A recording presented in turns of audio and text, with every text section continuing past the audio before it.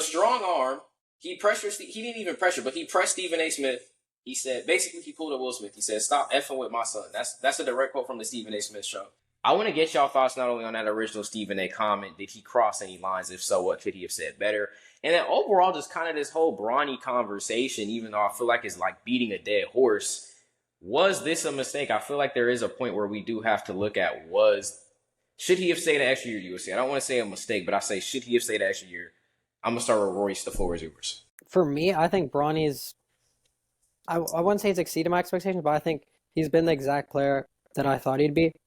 Because obviously we knew coming into a Lakers team, he's not going to be a rotation piece. But if you check his G League stats and his G League games, he's averaging 22, 5, and 5.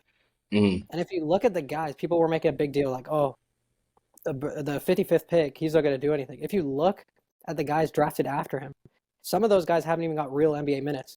Mm-hmm. And you check, for example, Kevin McCullough Jr., who's drafted 56, who probably would have gone 55 if Bronny didn't exist. He's averaging like 7 points in the G League.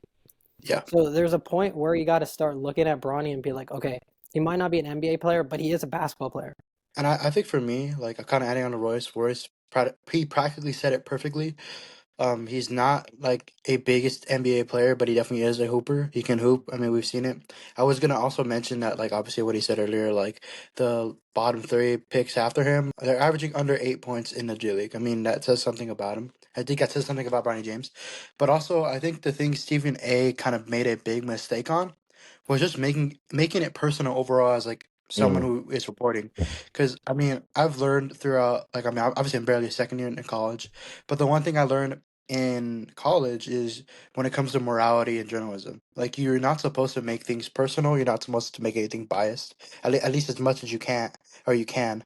But Stephen A. just made it seem like he was a Braun hater and that he was kind of hating on his family as a whole. But yeah, I feel like he messed up where like he literally basically came at his fatherhood and how he is as a father because he basically said like you're a father. Why would you like allow your son to do that? Yeah. Which is like Mm-hmm. not really the case. And you attack a man as a father, obviously is gonna like pull at some strings because like this is literally his livelihood.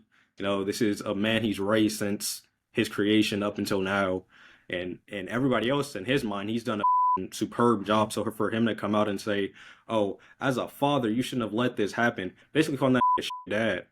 It's like can't say that about somebody.